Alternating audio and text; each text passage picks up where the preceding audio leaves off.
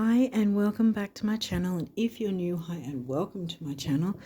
I'm doing the rising sign readings, and yes, pretty much the month is almost over. But yeah, I got thrown around by this recent Mercury retrograde, which by the time this goes up, he will be completely in like direct. He won't be in any shadow or anything by the time this by the time you guys see this.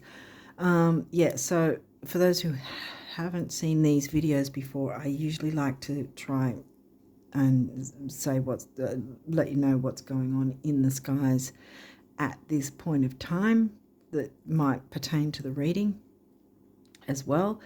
And as I just mentioned, we've got Mercury retrograde finished. By the time this is up, he'll be out of his post shadow. But yeah, I've just been all over the place and been stop start back forth. It's just I'm not real happy, but about how things have been, because I just haven't been organised and it's annoying. But anyway, because I've got a lot of Virgo, so yeah.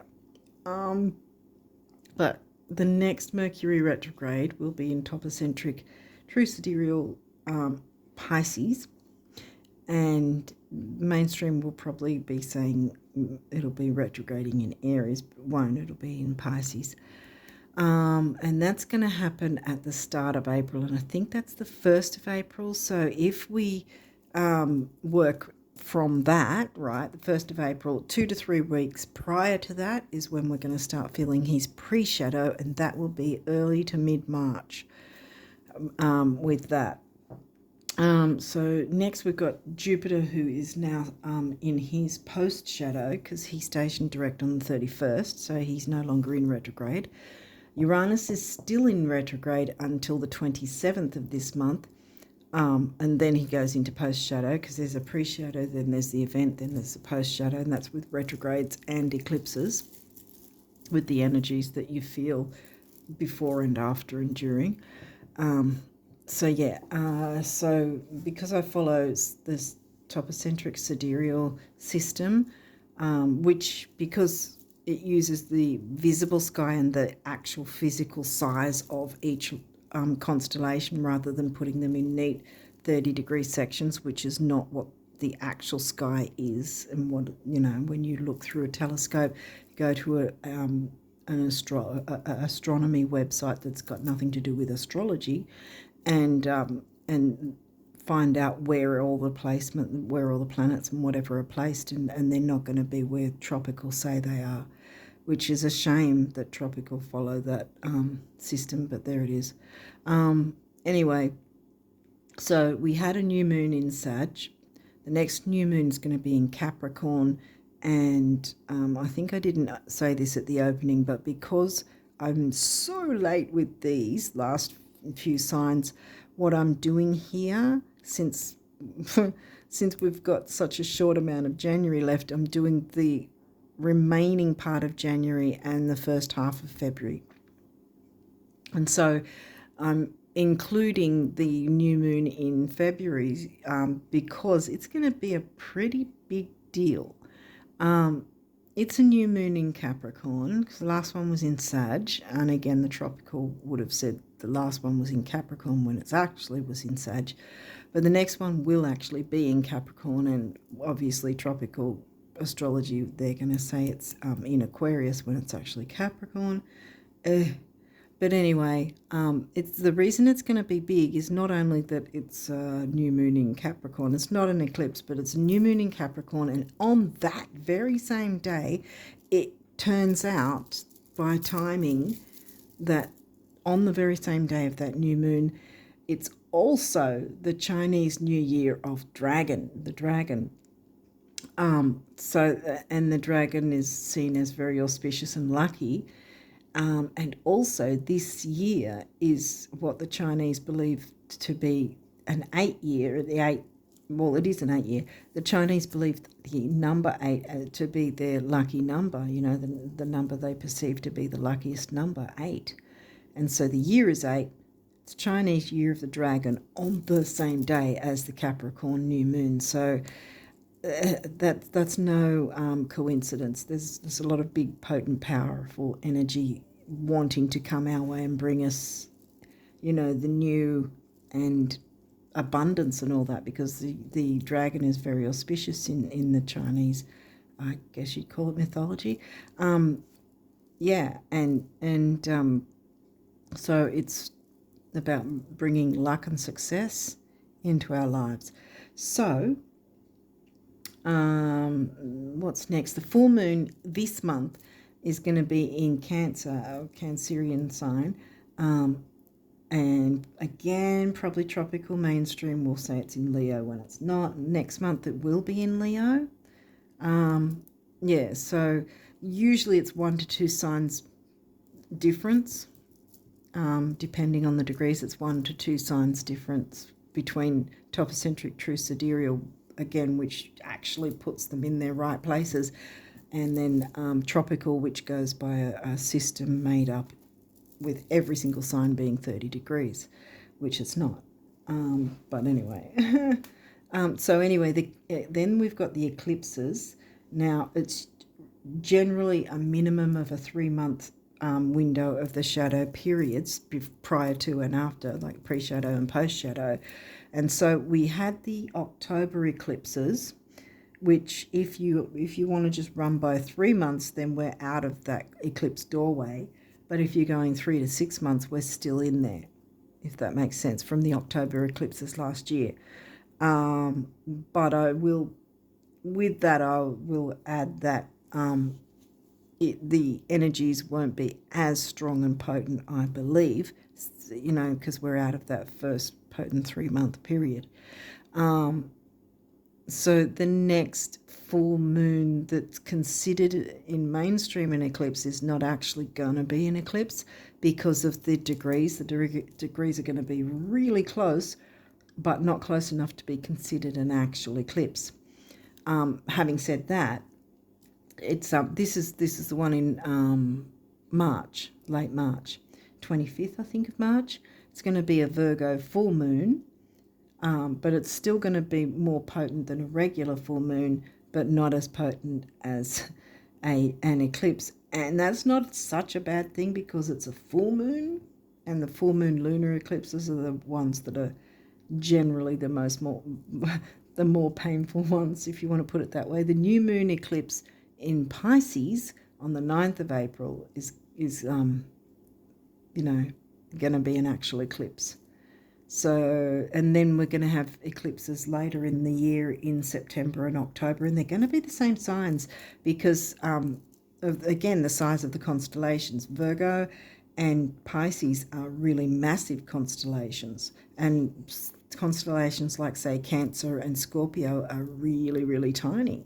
And you'll see that looking through a telescope or going through to an astronomy website and checking for yourself. You'll see the difference. There is a massive difference. So anyway, because of that, it's going to turn around again in September and October with the same signs, except the opposite, where it's going to be full moon in Pisces, and yes, it's going to be a full moon lunar eclipse by then. And new moon in Virgo eclipse as well. That's late September and early October. They're going to happen. Now, also Mars is going to be retrograde in the second half of the year. So if we're not already planned ahead with things, even though we'll still be able to move forward, it's going to be really slow in slow increments.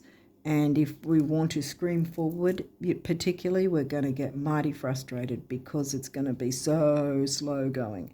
So what we want to do is tap into the potent dragon energies, if you want to say, now in the first half, and get ourselves sorted and tap into any abundant energies and everything. Get ourselves in the right, in a good place, so that when those Mars energies come through, it's not going to frustrate us as much because we're already set in motion what we wanted, if that makes sense. I think I've covered everything now, so we'll jump into the reading. I never know how long I've been, but anyway, so Pisces rises, we'll see what's come through. Aquarius. Okay, we're starting with Aquarius, which is about the friendships, communities, technology, and that's in your 12th house, which is Pisces themes. So it could be something like spirituality or psychic ability connected with communities or groups in some way. Eris, the street fighter. Ooh. She's an asteroid. She can be a little hot-tempered because she's sort of speaking up and speaking out about standing up for herself or others. Speaking up, like the activist, you know, with the holding up the signs outside buildings. She's the activist. She's not afraid to sort of stir the pot kind of thing. First quarter moon. Okay, well, this is literally, you've got it's right smack bang in the middle of the new moon and the full moon, right? So you've got your new moon there, then you've got your full moon there. They're 2 weeks apart, so this is smack bang a week after the new moon, a week before the full moon, if that makes sense. So having had we had the new moon on the 11th. So I think this, either it could be this time frame, which by the time I've got this up will have passed, or it's the following new moon, a week after that, which is reiterating go after your dreams, goals, wishes, ideals, and all that sort of thing. Which makes sense because this is then the one for the 10th of February, which also includes on the same day the Chinese New Year of the Dragon. And all that good luck that you want to tap into. So this is a reminder, how committed are you to it? Have you been tapping into that energy? Okay, we've got 5th house, the Leo house, covered by the sign of Cancer. So a home family vibe, community, family, people who feel like family, or finding your community who feel like family. Standing up for yourself. Gemini, communication. Where's your Gemini? No, Gemini's in the 4th. Yeah, because Cancer covers your 5th. So Gemini's in the 4th house, which is the Cancer house, the Cancerian house. Home and family, communicating in a, nurturing way. Home and family kind of thing. House, and then having fun and creativity with the family or those who feel like family. Standing up for yourself though. Let's see what else is going to come through and see if we can get a bigger story. Uranus, well, that's the ruling planet of Aquarius, which we opened out with. This is about shaking up things, and Eris isn't afraid to shake things up. I think that's the actual words that came through just before when I was explaining Eris. Wow, okay. Your potential for sudden change, enlightenment, and awakening, because Uranus is just definitely likes to shake things up. Doesn't want things to be stagnant and wants to see change for the better, And and we can still have things work our way even when the planets are in retrograde, which Uranus is, until the 27th.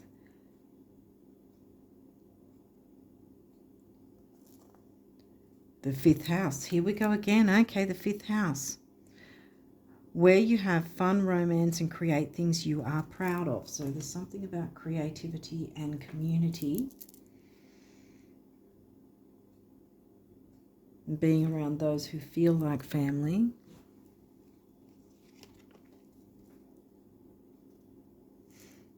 Twelfth house, well, that's Pisces, the Pisces house in the sign of Aquarius, which we opened up with. This is the area of your life that is overwhelming. You yield to a greater cause or power. So it's Pisces themes covered by the sign of Aquarius. So I think there's a lot of maybe psychic ability.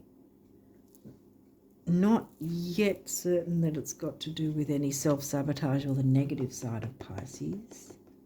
What else have we got? Pisces, here we go again.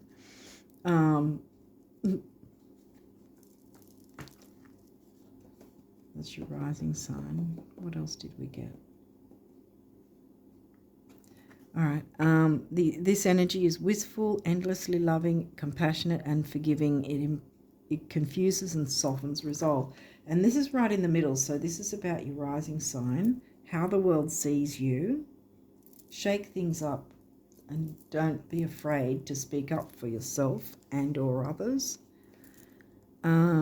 Taurus, money and self-worth. Where's Taurus for you? That's further along in the third house. Taurus is in your third house. The energy around you shows the abundance of nature. It is rich, earthy, and productive, yet relaxed and slow. You might need to get out in nature to sort of de-stress, perhaps. Right, what else is coming through? Taurus is money and self-worth, which is in the communication. See, your Gemini house is covered by Taurus. Gemini sign is in the fourth. The fourth house is covered by Gemini. So, wait. Yeah. Gemini in the fourth. And then the Gemini house of the third being with Taurus. Ascendant, here we go again. Your Pisces rising. Outlook. How does the world see you? Are you standing up for yourself? Sagittarius, the Voyager.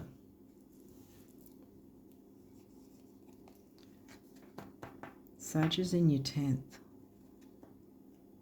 Money and self-worth. It could be career. It's got to do with friendships and or groups, communities. Third house, we've got that again. Third house in Taurus, perception.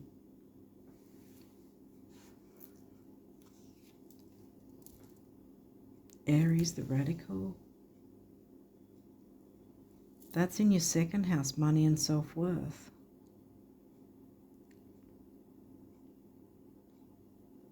Be the radical.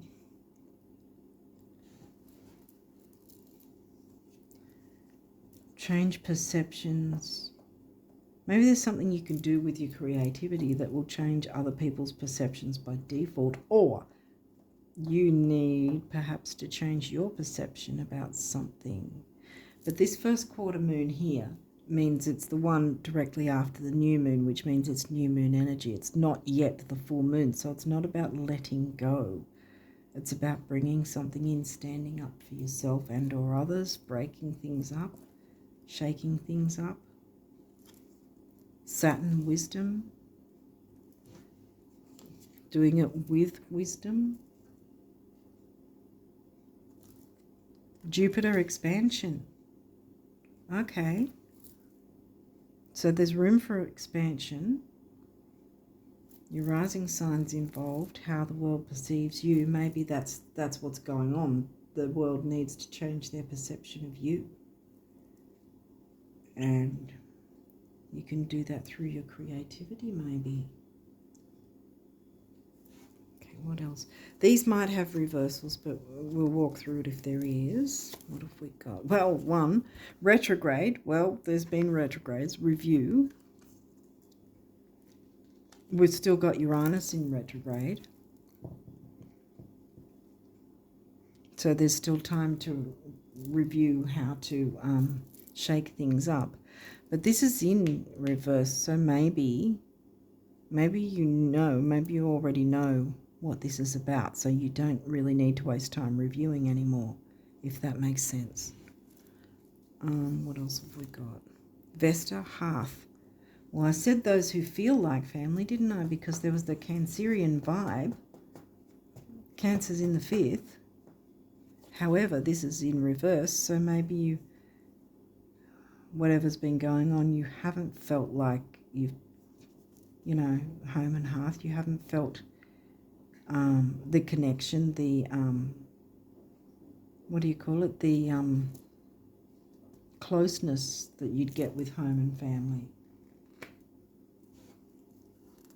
So something you need to stand up for yourself and break the status quo, maybe. Scorpio, investigate. Again, I think that you already know what's going on, so you don't need to take that time to do that anymore. I think in some way you've got to stand up for yourself somehow. Break the status quo. Okay. All right, so what does your numerology say? Pride. Straight away I thought of let pride get in your way. Whether that's you or those in the community. Either don't let pride get in your way, don't let your own pride get in your way, or don't let the pride of others get in your way. Just go forward and do your own thing. Be you. Be creative and let the world see what you've got to offer regardless. Okay, purple is a cure for feng shui, like with a money cure. And this is the root chakra colour, base chakra.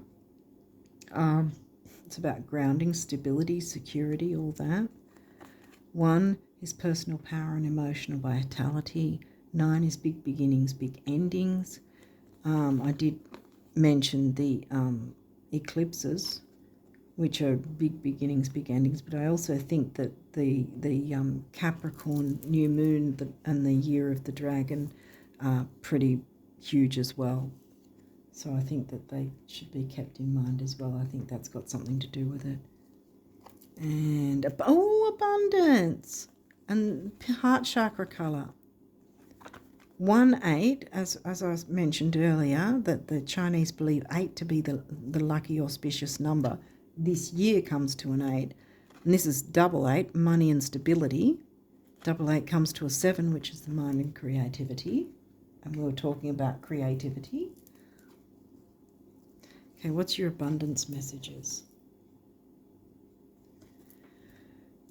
Do wealthy people have to spend all their money to feel wealthy? No, that's silly. They don't even have to spend a cent, do they? Oh, you so have it made. Yeah, you don't have to have money to make money and bring money in. Not these days. There's a lot of things you can do online and get paid for it without having to spend money yourself, which is a really good thing these days. Okay. If it was just about surviving, getting by, and keeping things the way they are, then how would you explain your wild imagination? If it was just about sacrifice, selflessness, and altruism, then how would you explain your burning desires? And if it was just about thinking, reflection, and spiritual stuff, then how would you explain the physical world? Get the picture? Want it all? That's what it's there for. Vroom, vroom, the universe. Yeah. Get in your car and, get moving. Expansion and growth are yours. Abundance is coming in. Don't worry about whatever is going on with others. I think that it's... Yeah, I think that what's going on here is that you need to not worry about what other people are or aren't doing, or whatever that's being said or thought about or whatever. Just go ahead and be you and do your own thing, do your own creations anyway, and the abundance is going to come in with or without them for you. Okay, what's next?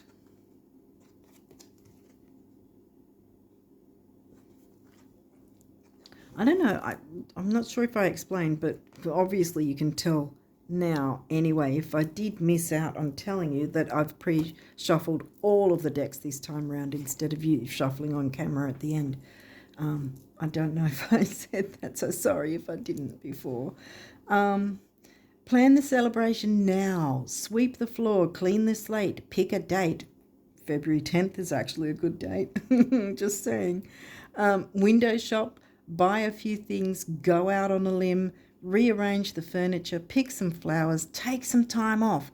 No, not necessarily because the tipping point has been reached, but because this is how you reach it. How's today looking? The universe. Get yourself in the position of getting that abundance, because it is rightfully yours and it's going to come to you regardless of if anyone's supporting you or not. You can do this on your own. If you have support, then that's just a bonus. But go ahead without them if it's necessary, because the Vesta is in reverse. So, sometimes people just will not support us, and we've got to just accept that.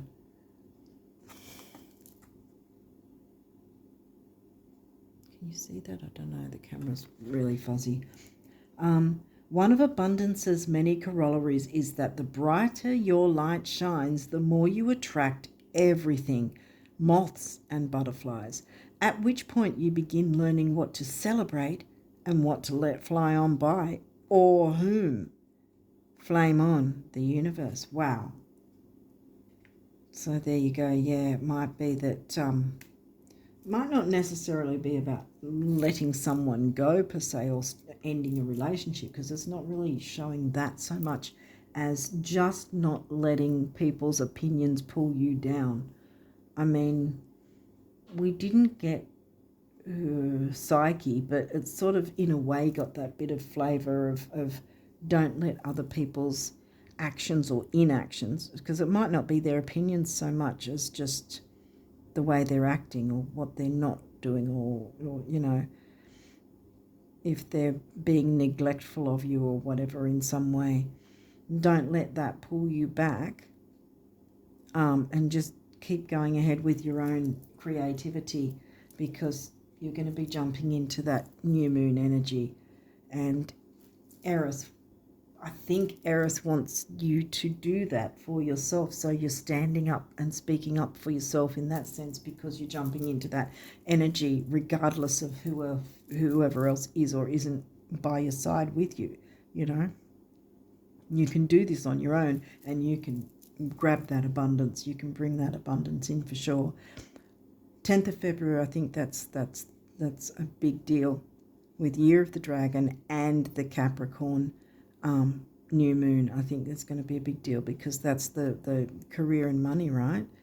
And career doesn't necessarily mean working for someone else. You can, I think we brought that through earlier, you can find ways to make, this one was it. You can find ways of making money without having to spend money, and it doesn't necessarily mean you have to work under someone else or be having a boss. You can be your own boss and bring in your own finances, money, abundance, and all that sort of thing. Start the celebration now and celebrate the Year of the Dragon on the 10th of February, because I think that's going to be a really powerful time. I know I'm going to tap into it for sure, because I want the abundance. Have pride in yourself and your own work too, I want to say, and your own creativity, because it is good enough, regardless of if you've got the support or not, I want to say. Yeah, okay, so what is the guardian angel messages? Prayer. Dear guardian angel, help me dissolve past guilt or regret. Help me to see that all is always in perfect and divine order. Help me to let go of the fear that I project on my future. Help me to live fully within each precious moment and feel your eternal love within and around me. Help me to realize and fulfill my true potential. Thank you. Exactly. You can fulfill your true potential. You can tap into that new moon energy on the 10th. Eris is wanting you to stand up for yourself and jump in and get that power. break the monotony. Don't wait around for other people and what they are or are not doing or offering, or you know, if they've given promises and broken those promises or whatever. Just let it go, you know, and move ahead yourself with what you've got going on, because you can succeed without them, you know, with or without them. Either they jump on the bus and support you and are by your side, or you get on the bus on your own and you're still going to succeed anyway. You're going to have that abundance no matter what. Star, yeah, see? Believe in yourself. You are a wonder of creation. Wash away all fear and discover you are a shining star. Allow all around you to just be. Let go of trying to control life, for the light of your soul will guide you always towards love. Remember, stars are born through explosions of love. Love illuminates all things. Never forget, you are truly a shining star. Yes, you are. Absolutely. Blessings. Cool. Love, light, blessings. Through this card, you are being showered with angelic light. Accept the blessings about to come your way. Yes, abundance. And know that you deserve to be and have all your heart desires.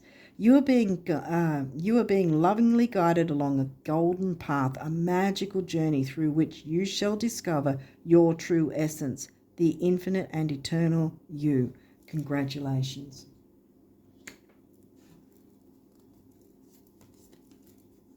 Peace. Calm your thoughts and move your awareness to a peaceful space inside your heart. Feel the ebb and flow of love, the eternal movement of the stars. Your life is forever unfolding to greater spheres of love. Relax and do not worry about anything, for all is well.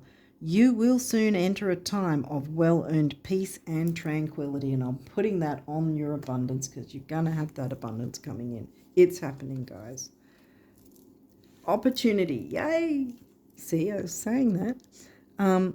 Wondrous possibilities and opportunities await you. Stop dwelling on past mistakes. Boom. There we go. Surrender the past lovingly. There is nothing to regret.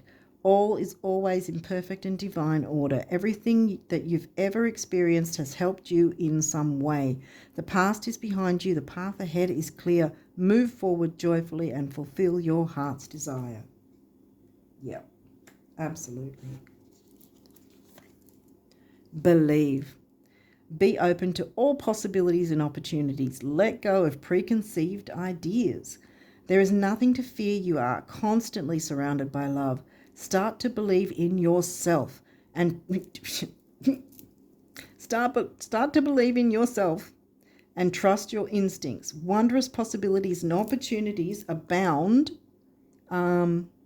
provided you are flexible and retain an open heart and mind. Believe all is possible. Yes, because it is. You're having that abundance. It's coming in with or without anyone else who wants to go on the ride with you. Either they support you or they don't. You still get your abundance. Either way, you don't have to rely on anyone else. Expression. Express how you feel clearly, lovingly, and honestly without fear or judgment. Say it exactly like it is. All will be resolved when you express to others how you truly feel. Trust in the power of life to guide you and heal all concerned. Self-expression is liberating and healing. And there we have it. If you have the opportunity to say in a peaceful way how you feel about if someone has let you down or broken a promise or, left you hanging, promised something, broken a promise, promised something and then not delivered. If any of that has happened and you have a chance to talk it through, then keep in mind to try and be as peaceful as you can. Like I said, lovingly, in a peaceful way, yet still standing up for yourself and breaking the monotony and saying, hey, this wasn't okay. If you don't get a chance to talk through with whoever it is, then know that you're going to get that abundance coming in anyway, so you do not need to wait on anyone else. You can just jump ahead, move ahead with your own plans, your own creativity. The new moon energy wants to work with you, and it's a double whammy with the year of the dragon, so you've got that in your back pocket as well, see? So you have pride in yourself and your abilities, like what came through earlier. The abundance is coming. There's no question about it, guys. The abundance is coming. Don't fear not having it, because it's going to be here. Because I think this was another thing here somewhere about, yeah, the having and the not having. And start the celebration. Start the celebration now, like it said. Act as if you have it right now. And let whatever, let the moths fly on by, You don't need the moths. The butterflies are the ones you want. The transformation, the ones that are going to propel you forward. And you yourself, I want to say you yourself are a butterfly in that sense, that you don't even need anyone else to transform and get that abundance that's rightfully yours. So, like I said earlier, either people will support you and they'll jump on the bus with you, or you can still move forward yourself on your own, and the abundance is going to come through anyway. So you're not going to miss a thing. It just, whether you've got the support or not, you're going to get the abundance, and it's, and you're going to get that self-worth coming in and all that too. I think that we got Taurus somewhere, did we? Or in some way we got Aries in the second. Yeah, Aries in the second house, money and self-worth.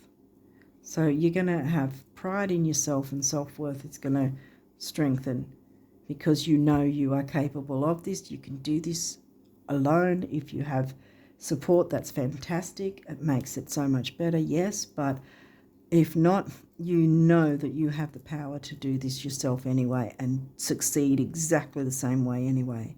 So, yeah. It's just an added extra if you do happen to get the support that's rightfully yours anyway. But if you don't, you can move forward and, start the celebration now, because it's yours. It's here.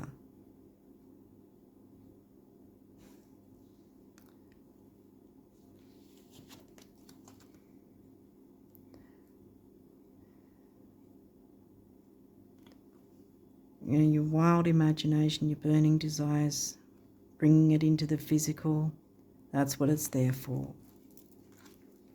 Abundance is your right, and it's there for the taking for you. And if people don't want to step up to the plate and keep their promises or whatever, that's their problem, not yours. So you can move forward with or without them. And have that confidence in yourself, because I keep going round and round in circles, but keep in mind the 10th of February being also the very day that the year of the dragon clicks over. So they keep that date in mind and jump into that new moon energy, because I think that's the one that's the Eris is wanting you to stand up for yourself and bring in that new for yourself. Shake things up, and you can do that all by yourself, because you have that power and strength to be the leader in your own life, to maneuver your life in the way that makes you happy, that you want to do.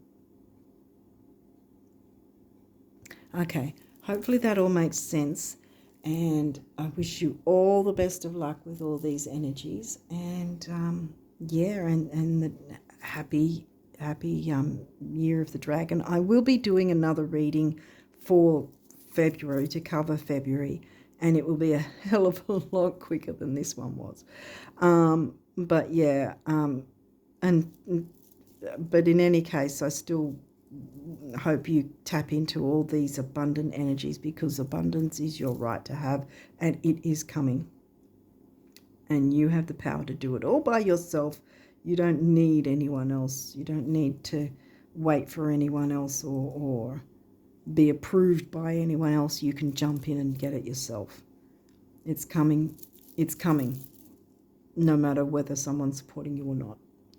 Okay, on that note, I wish you all the best of luck with it. And until next time, bye for now.